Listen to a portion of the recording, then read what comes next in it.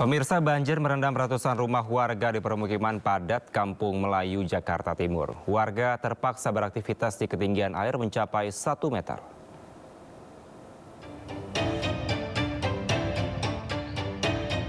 Ratusan rumah di 13 RW, RW 4, RT 11, RW 5, Kelurahan Kampung Melayu, Kecamatan Jatinegara, Jakarta Timur terendam banjir.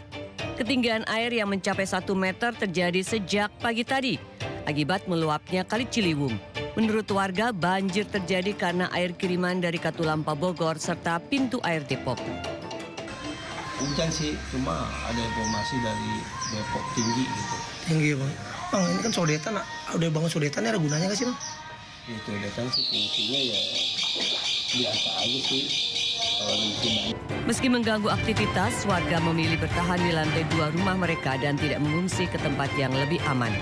Dari Jakarta, Rio Manik, News melaporkan.